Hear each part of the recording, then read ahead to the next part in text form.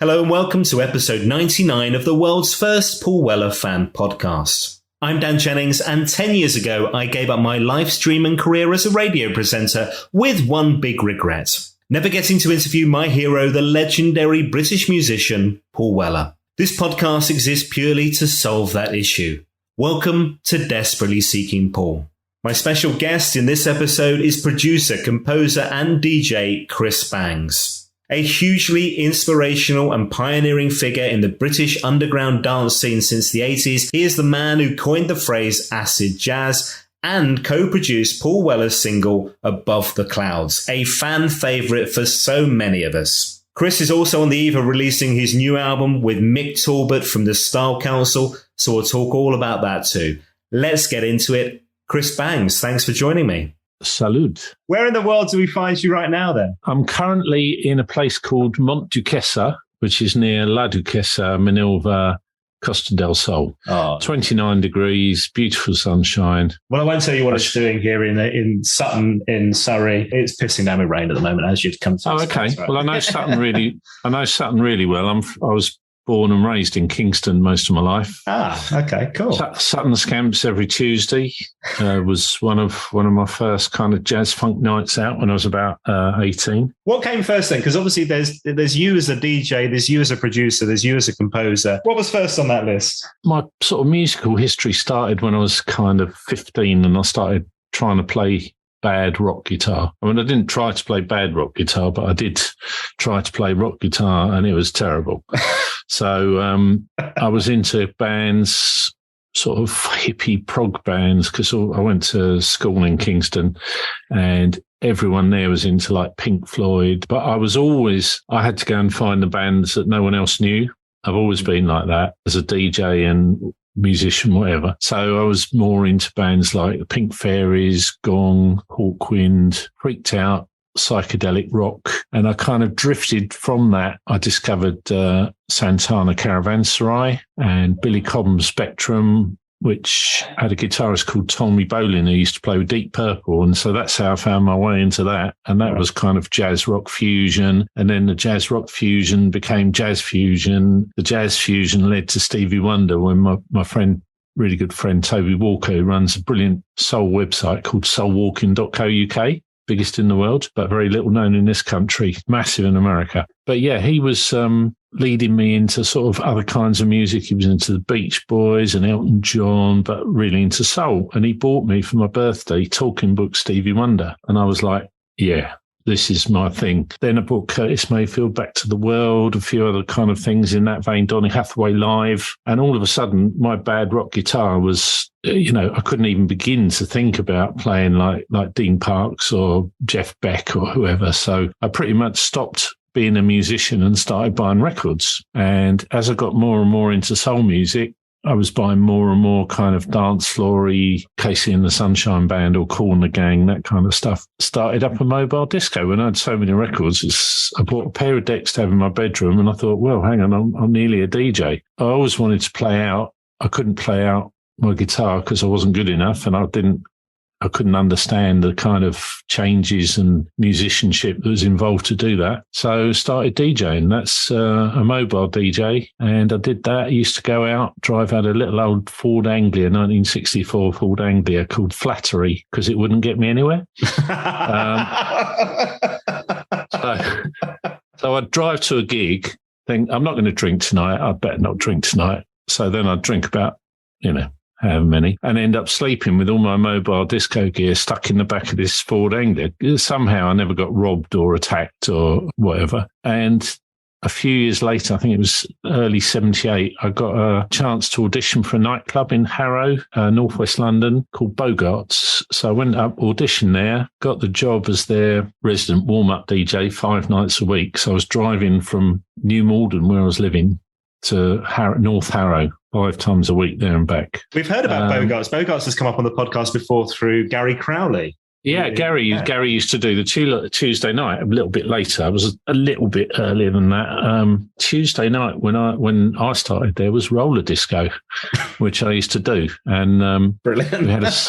they hired in these terrible old sort of metal looking skates every week, and people would go around who hadn't got a clue, including me, and hacking their dance floor to bits. This really nice wooden dance floor, it got ruined in about 5 weeks, so they stopped doing it. But we had a slowish section, which I used to call Fields on Wheels. That was my favourite part of the night. Oh, brilliant. I mean, it's fair to say this takes off, right? And you've always been somebody who likes to find those hidden gems. Not necessarily everything you're playing is mainstream. You're kind of somebody that's very underground with your styles and your tastes at times. And Paul's very much like that. And we'll talk about Mr. Weller in a second as well. But you're introducing people to new sounds, I guess, was part of the buzz of this as well, right? I started playing jazz when I first saw Paul Murphy at this little club in London called The Horseshoe. It was an upstairs room. He played, I think the first night I went, there was about 11 or 12 people in there, and he was playing all these, we called it hard jazz funk at the time. There wasn't a term for it. It was earlier than when he did say, I don't know what you know about Paul, but one of my biggest influences as a DJ, to be fair, you know, the one who persuaded me that you could play a proper jazz record in a club to people who weren't necessarily sitting at home listening to Miles Davis albums. They would dance to a record if it had a beat, if it had the groove, you know, that would let you drop jazz stuff into a set rather than just the kind of jazz fusiony, jazz funk stuff, which had been the mainstay of the early 80s kind of club scene, really. So Paul had kind of led me into the idea that you could play record, you know, he played almost a whole evening of records, and I probably knew 3 or 4 of them out of maybe 5 hours, 4 or 5 hours. And so I became a lot more experimental rather than playing what other DJs were playing. I'd always been a bit of a bargain bucket, charity shop, junk shop, second-hand record shop kind of collector, never having had a load of money or whatever. But in those days, I mean, records that like priceless now, like Bobby Matos, Latin Soul Theme, I bought in a shop by Kingston Station for £1. In those days, you could properly just, because there was no internet, there was no Discogs, you went into a second-hand record shop, and these people, if it wasn't by Hendrix or Floyd or whatever, they had no idea what it was worth. So you could really find records in those days for silly money, you know. So yeah, I always like finding my own tunes. So even if I've just got a record and I'm really into it, I'm much more likely to play it if it's one I've found. Particularly, I used to buy any record with a kind of Latin title. So, you know, I ended up with things as diverse as Cliff Richard kind of Latin and Edmundo Ross and really, you know, terrible. Legendarily, I found an album called Mambo Along Max by Max Bygraves, but it doesn't actually exist. But I did manage to convince a few people at the time that it did. And if you knew me, I mean, I was once described in a magazine as the Eric Morecambe of Clubland, or 80s Clubland, to be more specific. So my idea would be play a really serious record, play it next to something not so serious, play it in a non-serious way. And then people, rather than thinking, oh, this is a bit heavy or it's a bit dark or it's a bit long, or they just go, oh, yeah, I like this. I can dance to it. And that's always been my philosophy, you know, to take a little bit of a hell of a lot of music scenes, because I've got even now, still got a very sort of diverse taste in what I like, you know. Still massive Hendrix fan. I still listen to Soft Machine and 60s soul and you name it, you know. Let's talk about Mr. Weller. So when was it you first discovered Paul Weller's music? Was it the Jam, the Style Council? Were you a fan of either of those bands? I mean, obviously I knew the Jam, but I was never what you would have called a mod or a Jam fan at that time. And really my first big introduction to him came with Have You Ever Had It Blue? I was on a lot of sort of mailing lists because I was working in this club. I got sent it by Polydor, and what's this then? Stuck it on. I thought, yeah, I like this. I used to DJ a lot with Gilles Peterson, who's well-known jazz DJ now, does lots of radio and plays all over the world. And we used to run our own gigs together. We both got it the same week. We used to ring up each other several times a week and go, yeah, what you got? What's new? What you heard? Because he's another inveterate digger. We both got sent that, said, we can play that, can't we? Yeah, let's play it. So we had a bit of a philosophy where we worked together. If I found a record in a charity shop or wherever, I'd immediately try and buy him another one, or at the very least, I'd tell him about it. He'd go and get a copy, and if we both had it, we'd go, what do you think of this? And we had what we call the A-list, which there weren't many records went onto the A-list. The A-list is a guaranteed dance floor smash. So we had a lot of records that would have been kind of, I don't know whether you want to call them northern or mod, it depends what part of the country, but a lot of those things had been played before. We had a huge back catalogue of 60s Blue Note, 70s Blue Note, Prestige, and all those labels to delve into. And anything we could find that we could kind of work in from the side that would help modernise it a bit or make it diverse, we tried to do. And Paul Murphy, who I mentioned earlier, was sort of very instrumental in the whole Absolute Beginners thing. And that lent a lot of people and a lot of clubbers and DJs and whatever to start creeping a bit of Weekend with Tracy Thorn or those kind of bands, you know, who just on the edge of sort of used to play at the Wag on a Monday or Blue Rondo a la Turk. And there were a few of them who kind of crept out of futurist, if you like, and become a bit more sort of jazzy and blue in what they did. So it was a really interesting time. We built up our own crowd, both played separately, both played together quite a lot. And we'd try and coordinate what we played. So if you went to one of my gigs or you went to one of his gigs, you'd hear that one, that one, that one, and that one, and the same at the other one. Then all the DJs or all the punters or whoever would go home and go, oh, yeah, have you heard that? Oh, yeah, I heard Giles play at his gig. Oh, yeah, man, I've got to get that. You know, there's a philosophy I learned from a really well-known jazz funk DJ called Chris Hill. He used to play at the Gold Mine. He started the Royalty. He was the first DJ to play at the Caister Weekenders, the original ones in 79. He was, I hate the Godfather, but he was kind of the godfather to so many DJs who come along from Pete Tong to Carl Cox, you know, with Paul Oakenfold, whether they play house or funk or whatever. Chris Hill was kind of the one who you came in through pretty much, or one of the people he worked with. They used to have a group of DJs that he kind of coordinated called the Mafia. He'd be in a bizarre little wine bar in Steeple, Bumpstead, or some non-existent place on the far end of and he'd come out on a Thursday night and the resident DJ there would advertise it and it'd go on the local radio and boom, boom. And all of a sudden you got 200 people, mostly driving 30, 40, 50 miles to get to this place, just appearing because they knew there'd be no one else in there. It wasn't like going into Kingston Town Centre, you know, they'd have a soul. They tried a few soul nights in there, but it was soul with a broken bottle in your head if you're not lucky kind of night, which was the one thing I loved about that whole time. It was before the acid thing, but it was smiley faces everywhere. You know, you were smiling on Snakebite, if you like. Everyone was into the same music. They were all there for the same reason, to have a laugh, to dance, to hear some much more sort of eclectic music than you'd hear in your local gaff of whatever flavour it would be. You felt like a bit of a brotherhood, a little, he called it the family, Chris Hill, and it did work like that. You know, you got to know hundreds and hundreds and hundreds of people. This music sounds that you're playing as well sounds right up Paul Weller's street to my mind in terms of the end of the Style Council, the stuff he was digging throughout that band's period as well. Did he turn up to any of your DJ nights that you're aware of, Mr. Weller?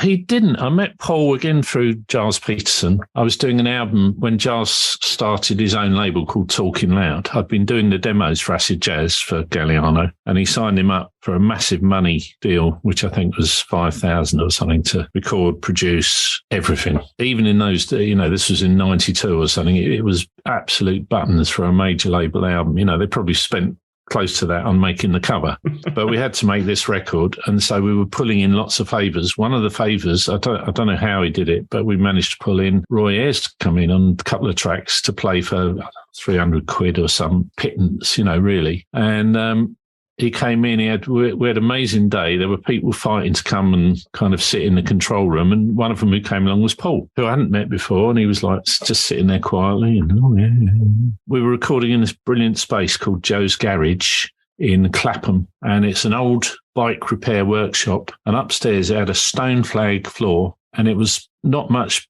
better than the Nissan hut, really. It was a kind of brick-lined metal hut with a corrugated, probably asbestos roof. Probably we're lucky to get out of there. But it just had this sound. It just sounded old. I can't explain it. You know, if you wanted to record congas, someone had to go in the kitchen. We'd sit some mics up there because the room was just like this kind of barn. You know, there's so many great records. You kind of, people used to call them garage records because they were just recorded in this horrible space, you know, totally unlike, you know, if you bought a Sam Cooke album or something, you know, it would be orchestral and recorded in Hollywood. Had a really sort of junky, dated kind of sound. And so that's why we did it there. And Paul came there and he was kind of, I like this sort of production idea. He'd almost finished his first album and he said, I've got one or two tracks still to do to finish it off. Do you fancy coming in? I said, yeah, why not? So I went to Solid Bond with a bag of records. Might have had a shaker with me or something exotic like that. But essentially, Solid Bond was a Marble Arch, absolutely wonderful stone room drums, 50 guitars, pianos, every instrument, Wurlitzers, you name it. He had a book of lyrics and he just pulled that out. He said, I've got a couple of ideas of lyrical stuff. And so I got a record out of my bag and I said, well, I bought a beat for you. That'll do. Paul is very Mr. Snap decision, he doesn't mess about. He's no, which is brilliant. For someone like me, it just makes my life much simpler. Drum beat, a conga loop and a little drum fill, which comes in the middle. And then he said, okay, let's work something out. So I suggested a guy called Kenny Burke, who was a bass player, who had a very musical style. He was a funk player, but more musical in the way like someone McCartney was, who I knew Paul liked. So rather than it being sort of funk, it was kind of swinging and melodic. So we worked out a bass line, and then Paul has got Steinways, he's got Hammonds, he's got da-da-da. So what do we use for a keyboard? A little Casio keyboard you could get in Argos for about 80 quid. But he goes, no, we use that for the demo. That's all right. We'll just work it out. Yeah, all right. So, of course, that's what stayed. And I spent weeks after that, no, we've got to redo those keys. He goes, no, they're fine.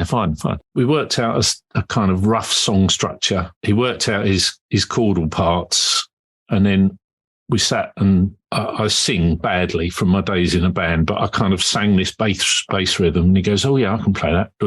Worked out something like that. And that was it. That was pretty much the only thing that changed after that was we put in a middle eight, and I got Paul to record a lot of guitars, not specifically rhythm parts, just kind of noodles, I used to call them. One of which was that da-da-da-dong at the beginning, which is turned into a real hook, but it was just a little throwaway thing that he did. So he went out, Marble Arts, I think he went out, got coffee, pizza. I said, give me a couple of hours. So I sampled up loads of little vocal ad-libs and all the guitars, worked out a structure that kind of worked as a song to my ears anyway, obviously missing the middle eight, which I mentioned, because I was working it all on a computer. Paul, as he was at that, yeah, I was going to say at that time, he was very analog, right? He was very analog, except he had my first digital tape recorder I'd ever worked with. So I think he had a 48 track twin 24, but it just gone digital. It was the 80s, that was like the new thing that everyone wanted. And it made it kind of crispy sounding for my ears. But, as long as the sort of path was, he always had he used this lovely Gilles acoustic guitar for some of the parts.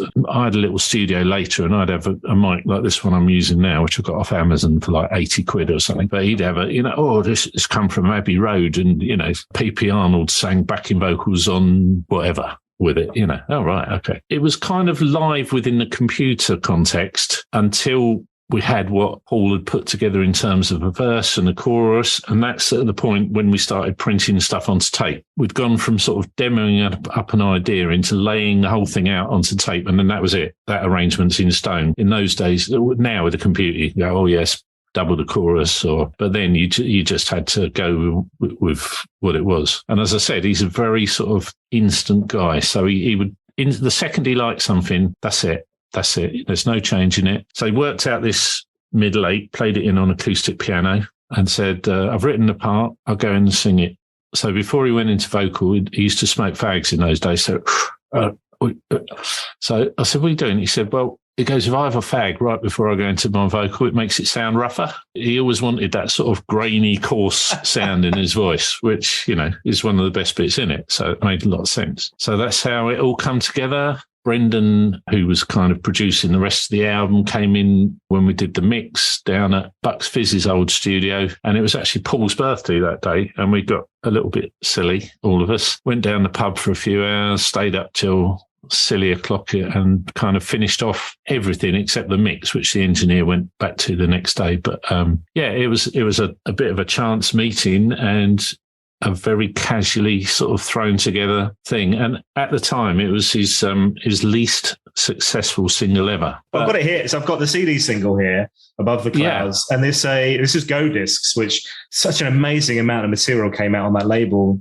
with Paul and without Paul, actually thinking about it. But Paul was back on top. That first debut album, that solo debut album, is an incredible piece of work. But Above the Clouds is a song that's loved by so many people. So many people have mentioned that on this podcast. Yeah, well, it's not one of his slap bang kind of in-your-face ones, is it? It's just, I saw a clip of him. I haven't seen him live for 2 or 3 years now, but I saw he did it on his recent tour, and it just sounded brilliant. It's such a simple little piece. The lyrics are direct and clear, and because he had the lyrics before the song came about, so he'd written it almost like a poem, So the music just literally worked around what he'd done rather than the other way round. So rather than a lot of times now, particularly if you're a producer and you're working with Beyonce or someone, you go, wait a minute, right, sing on that.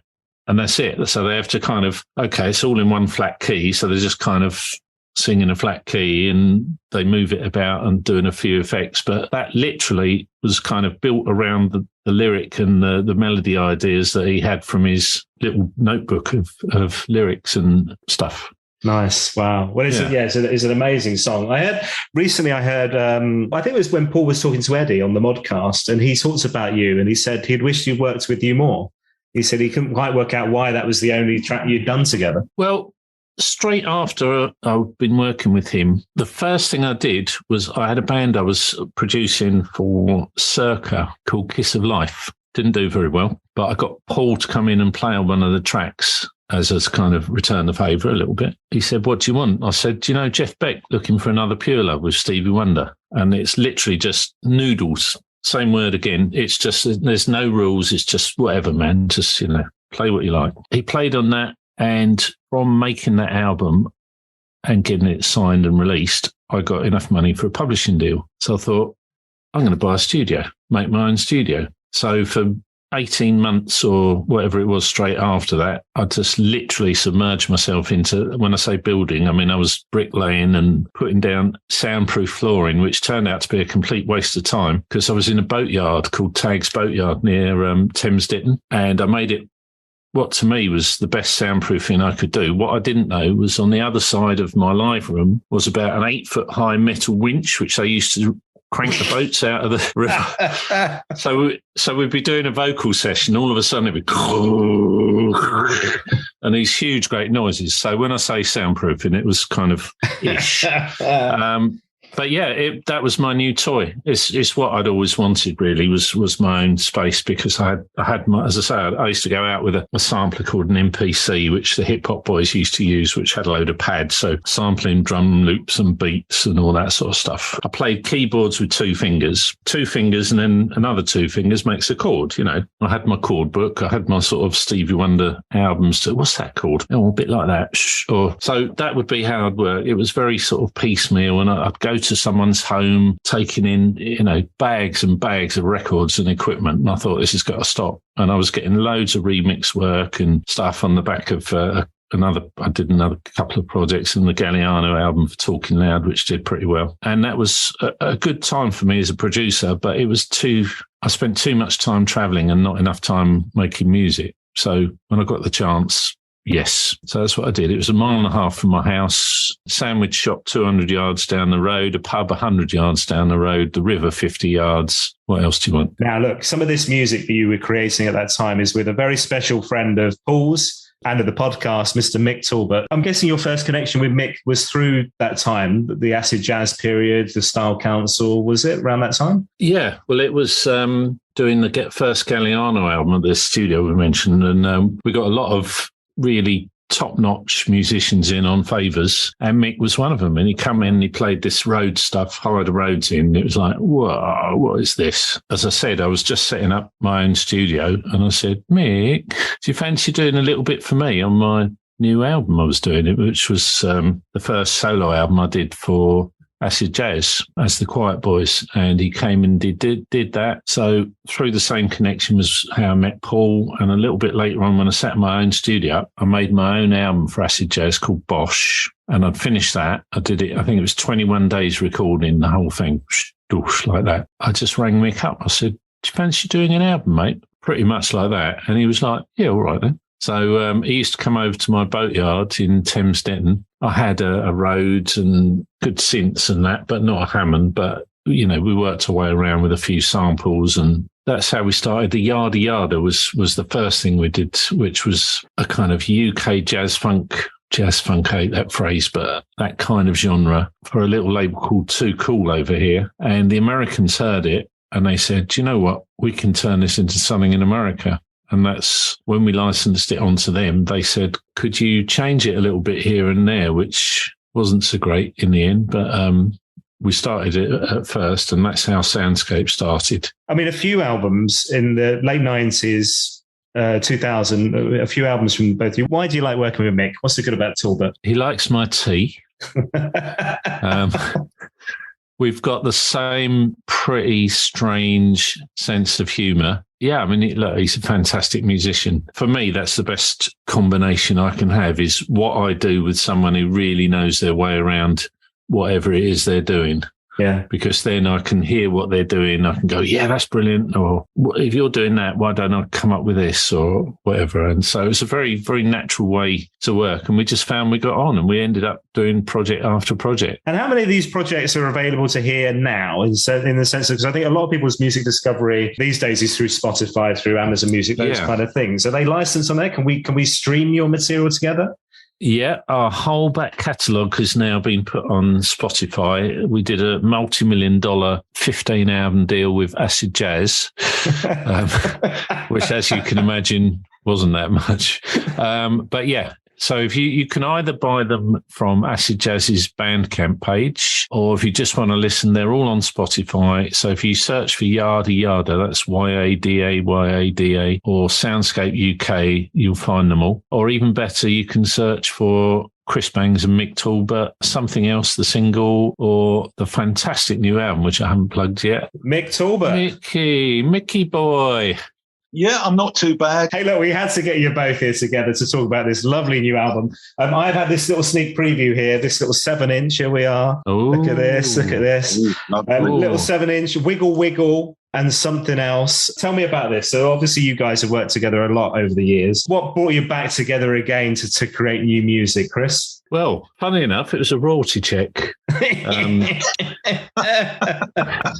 We mentioned earlier that we'd done multitudinous different versions of our material for the Americans. It was so successful that the label we recorded for, Instinct, went bust. So we had to try and track down any royalties we'd made or any money we made, and it kind of never happened for about 10 or 12 years. And all of a sudden, as I was working with Dean at Acid Jazz, putting this deal together for all my back catalogue stuff, which included all the stuff I'd done with Mick, he said, "We found the company who put it all out in New York." And I said, "Oh, great." They put me in touch with their royalties department, who are absolutely brilliant. And all of a sudden we got, I think it was nearly $11,500 come through out of nowhere. So we went to the pub. No, we didn't. Anyway, we kind of divvied up whatever was owed. And I said, in a bit of a Mickey Rooney kind of Judy Garland moment, I said, "Mick, look, we've got this money here. Let's make an album." Rather than them, let's do a show, it was let's make an album. I couldn't tell you the exact date, but I think it was 21 or 22 years since we'd worked together, Mick. Is that right? Yes, I think it probably was something like 20 years, yeah. I like moving for some reason. And I just moved somewhere, set up my own studio, got this money, and I said to Mick, let's do a project. So he came over to my little bedroom studio, which is cozy. Well, it looks a bit. I don't know if you've ever been to the Hit Factory, but that was like the Hit Factory compared to. I've now got a studio inside my wardrobe, essentially. I've got no speakers anymore. I've got one little microphone. I've got a pair of headphones, but and we're going to record everything over a pair of tin cans with a bit of string. I don't know if you ever did that when you were a kid, but it will have that.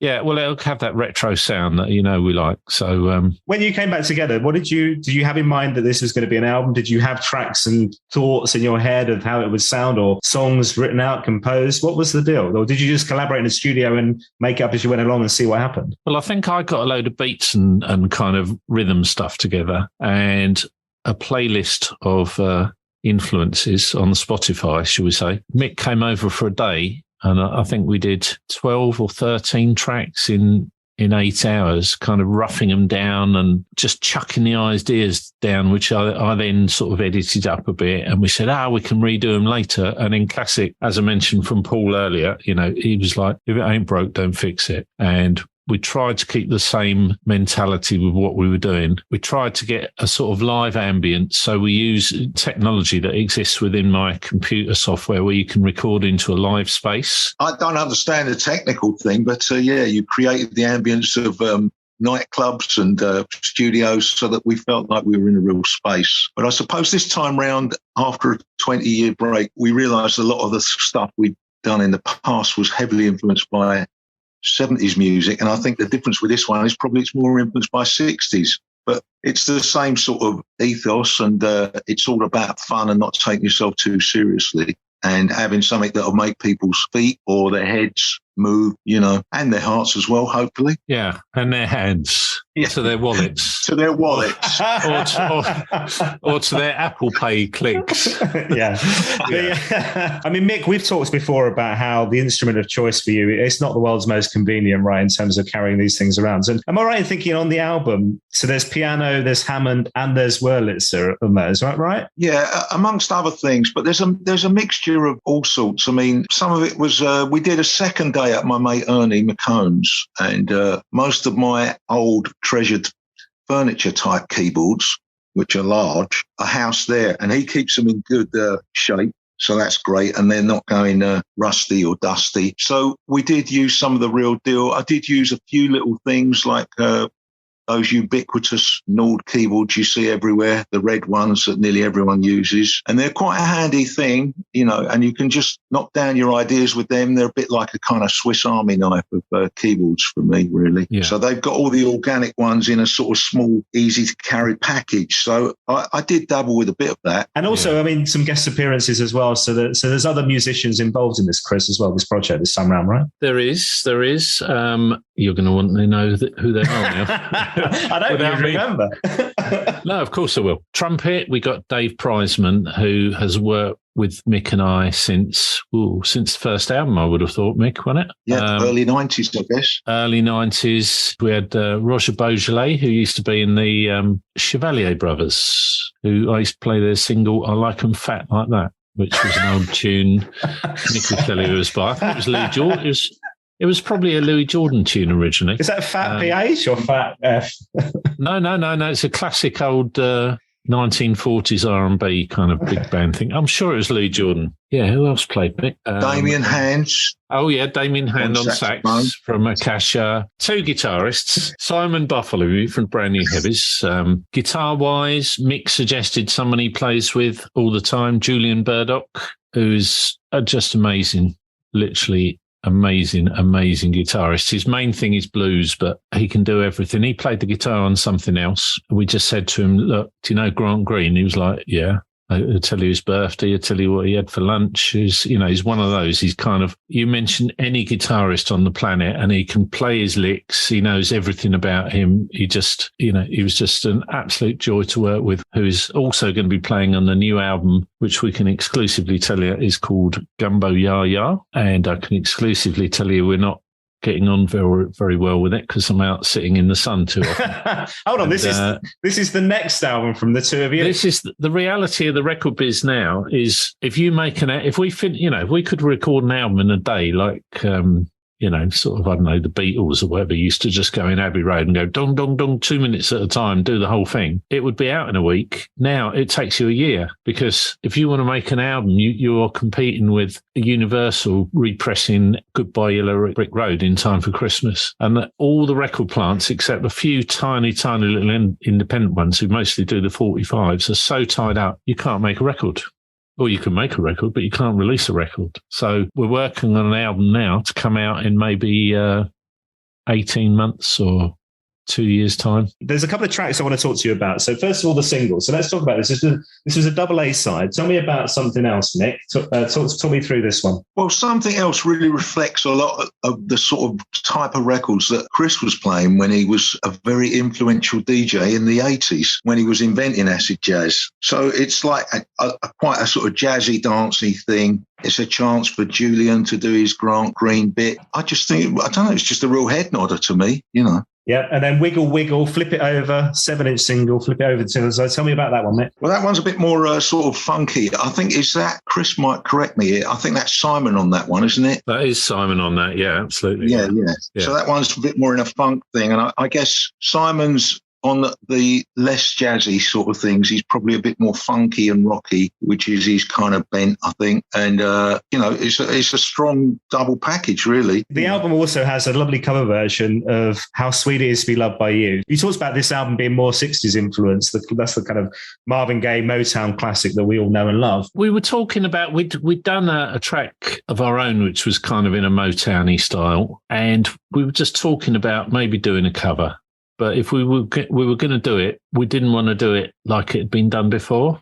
That made sense. That's a song that we both loved. Just messing around on a Wurlitzer with him, it sounded really good. So I was like, well, should we do a vocal? Who can do a vocal? Look, let's do the instrumental now. We'll think about it. The same with the other track. We were going to do it, but we never did. We never did progress to that. They worked as they were. It was close enough to the original, although we did stick in a little section from another song that didn't exist before. It was close enough, but different enough to kind of feel like we'd done something new with it, rather than just let's do a cover version. We can't write another song. We've run out of ideas, which obviously we might have done as well. Come on now. No, you try writing together. You try writing 13 tracks for an album. It's a lot of music, It also made sense because a few of the tracks were quite influenced by Junior Walker. Yeah. I know that song's been done on Motown by Junior Walker, by Marvin Gaye and a few other people, but it made sense to go back to the source really as well. Mr. Weller released a 7-inch single tail end of last year, which was on Jack White's record label, and that was, I think, 3 Junior Walker covers. So there's a little Weller connection there. I mean, you guys all love that era. You love all that music from that time, don't you? Yeah, I think we all come at it from a slightly different background and from growing up with different sounds, because I don't think I ever bought a 45. First 45 I remember buying was all the reissue of All Along the Watchtower, which was Jimi Hendrix 3-track 1970. Got to a number 1 because they put it out for I think it was 5 and 11 pence or whatever, pre-decimal. Cheap as chips, and Jimi Hendrix got his one and only number 1, I think. Mick, didn't he? Was it posthumous? Yeah, it was. Yeah, exactly. Yeah. Quick detour. I had to explain to my kids about Jimi Hendrix the other day, right? So there are a load of green parrots where we live, and actually they fly all over London nowadays. And apparently parakeets. Yeah, we got them here. Yeah, they came from Jimi Hendrix releasing them after some kind of video shoot, apparently, and then they bred. Wow. So then they were like, "Who's Jimi Hendrix?" Oh Christ! Now I've got to explain all this. Hey, look, and this is really exciting having you two guys. Not just, the exclusive on here that there's going to be another album next year or the year after, but that you're already working on. But Back to Business, out the 17th of June. So it's out this week, folks, which is always really exciting. How does it feel on the eve of an album release? Mick, Lord knows how many albums you're on from over the years. That still must be an exciting thing, right? Well, yeah, it is. It's nice. And it's, you never take anything for granted. The single's got a really strong reaction, and I think Acid Jazz did very well. I think they had to do a repress, so they're quite pleased. So hopefully if we can reflect the single success with the album, it bodes well, And Chris, as a DJ as well, what type of environment is this best suited for in terms of playing? So what type of crowd would you need to play this to? Is it an intimate late night evening thing where we're coming down? Is it a party album? Yes. What type of event would you be at to give this a play? All of the above. In the supermarket, in your home. No, look, my philosophy has always been to try and make a record that I would have played out myself. We haven't quite managed it with this album, but I know we're going to with the next one. I love an album like a Motown Chartbusters, like a reggae Chartbuster. What were they called? Tighten Up. Like the Tighten Up. You'd go to a party when you're 16. You'd stick the album on. Every track would get played, bush, bush, bush. You just have a dance set in the corner. People would get up and dance. We are even more going to try that with this album, but it's definitely, it's sort of relentlessly energetic. Even the mid-tempo stuff is quite up-tempo, really. And some of the tracks are very fast, although not as fast as we got one on a new album, which is 200 BPM, which Mick's going, I can't play that fast. But I know he will. Just you'll be all right with those magic fingers. Yes. Nick. Come on now. Of course he will. Mr. Bangs is a runaway train that you've got to jump on, you know. Now, look, there's a couple of things I want to talk to you about before we go. So, Mick, hang on there a second. So, Chris, 30 years now since Above the Clouds, since you worked with Mr. Weller. Have you had any connections with him since? Have you crossed paths at all? Well, funny enough, I spoke to him a few weeks ago because, for those of you who don't know, I've just become a resident of Spain. We came out a couple of years ago when COVID was just kicking off, and we had houses, family, etc. at home. So we had a lot of things we had to sort out. And as soon as it looked like lockdown was coming back, I just said, look, we've got to go back and sort this out and we'll see how we feel. So we went back, sorted things out, came out again, and I was house hunting. This agent over here took me out, started talking, you know, what are you into? Football, music, blah, blah. He goes, oh, yeah. He goes, one of my clients was Paul Weller. I said, oh, I did a track with him. What track? Above the Clouds. Oh, it's one of my favourites. Yeah. So, I hadn't spoken to Paul for at least a couple of years then, and I just sent him a text. I goes, I'm just buying a house off your ex-estate agent. And he goes, it's a small world. Yeah, he's a nice bloke. So that was just a quick, you know. I love it. There was no, will you come produce my new album, or will you come and sing on one of my Mick's new single? I missed that one actually, Mick. I should have tried that. You should try it. Should have tried it, but there you go. Next time. Hey, look, well, there's two final questions I always ask on this podcast as well, Chris. So first one, you're allowed one Paul Weller song for the rest of your life. It can be The Jam. As Mick's still there, it could be The Style Council. This is awkward. Or Paul Weller solo. What are you going to go with? Walls Come Tumbling. Oh, that is a bloody great tune. Actually, no, saying that, it's probably Mick's Blessings. I don't know if Paul was involved in that one much, was he?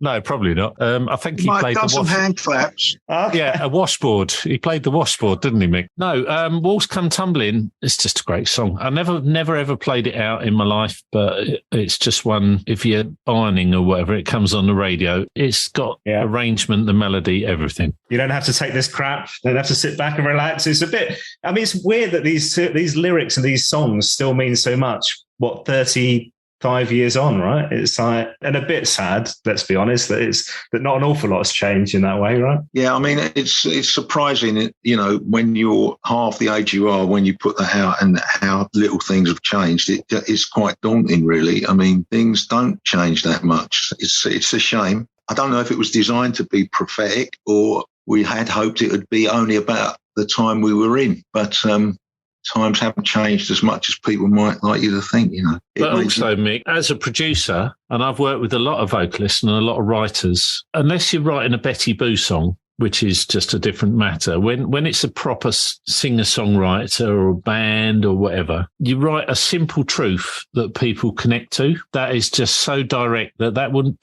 I'm not saying it will never change. You know, you don't go around going, "Forsooth, my lord," anymore. But the basic message, you know, if you're expressing a simple emotion or a simple feeling in life, like Paul does with his songs, that's why it still relates. The purpose of this podcast, Chris, is for me to meet amazing people who've had these connections with Mr. Weller over the years and work with him, collaborated with him, or just super fans themselves. But it's really for me to get the interview with Paul Weller that I never managed during my radio career. It's my one big regret was never getting to interview the man. If it happens, and we're now at episode 99, so Christ knows when it's going to happen, if it is going to happen. But if it happens, what should I ask him? Ask him about a famous occasion when we were finishing the mix on Above the Clouds down as Comfort's Place, which was Bucks Fizz's studio. And we were up horrendously late. So we'd been drinking all day. We'd been down the pub. We had oil. We had grass and another form of herb, which I can't remember what it was. So we were up late, and his most profound moment, Paul's most profound moment that he ever said to me was, "Bangsy, do you know what makes a hit single?" And I goes, "No, mate." He goes, "You've got to be able to sing it in the bath." There you go. Ask him about that. Not the shower. Well, no, the showers weren't so popular in the 90s. So now we've all had hip operations, etc., and knee joints done, and God knows what. There is an unreleased track by Paul Weller, which I have a cassette of. Gangstar Above the Clouds remix. Oh. Ask Paul Weller. What the heck? I had a cassette, which I threw all my cassettes away, all my old DJ sets and everything, stupid. But there is somewhere a Gangstar remix of Above the Clouds. Wow. Will it ever come out? Wow. Love it. Chris, thank you so much for your time, man. I really appreciate this. It's been an absolute joy to spend time in your company. Thanks so much. Yeah. Mick, nice one as well, mate. Mick Talbot, before you go, I should add that we're meeting up again in a few weeks' time. So the exhibition in Brighton, Nikki Weller's This is the Modern World exhibition, with a huge big Style Council section, loads of your stuff that I know you've lent her. Shani, your wife's been getting involved. And yeah, she's still in the loft digging stuff out as we speak, actually. Can't wait for this. So we've got special Q&A, you and Steve White from the Style Council, 25th of August. I can't wait to see you again. Tell us one of your favourite things that you've dug out from the loft so far, mate. There's been a great search for a pantomime horse, and which became a bit of a tradition at the end of tours. Anne Weller used to coordinate it. I think my wife was one end of the horse, and I think there was a lion as well, and we think that may have been Bill Dupertus in the lion, because he was the MC at one of our tours, and we're trying to work out who's inside this pantomime horse. You know. Have you found the pantomime horse itself? No, we've got pictures, and there's a pantomime lion as well. This is all before the Lion King, of course, and got the idea. But Anne was a great one for that. There was an element of musical that crept into the final date of any tour. And all right, I've just been handed a note by my assistant. Nicky was the tail end of that horse. But there were many horses, so this is just visual evidence of one. My thanks once again to Chris Bangs for joining me on the podcast, and cheers to Mick Talbot for popping up too. Back to Business, their new album is released on Friday, June 17th. You'll find all the details in the show notes for this podcast. Just head to my website, paulwellerfanpodcast.com. Now, if you've enjoyed listening to the podcast, there are various ways to show your support. You can buy me a virtual coffee, or get some of our new exclusive official merchandise at my website, paulwellerfanpodcast.com. You can buy tickets for the live podcast we have coming up. We'll be in Halifax as part of the Paul Weller Day on July 3rd, when Paul plays the Peace Hall. Plus, I'll be hosting Q&As with Rick Buckler, Steve White, and Mick Talbot in Brighton this summer as part of Nikki Weller's This is the Modern World exhibition. Details on my website. Number 3, you can share a link to the podcast on your social media channels. It all helps to spread the word. You'll find me on social media. Get in touch on Twitter @WellerFanPod, or on Instagram or Facebook, Paul Weller Fan Podcast. Next up on the podcast, episode 100, a very, very, very special episode. Make sure you follow, subscribe wherever you get your podcast. This one is a real treat. Episode 100, June 22nd, 2022, on the Paul Weller Fan Podcast. You're going to love it. Thanks for listening. I'll see you next time.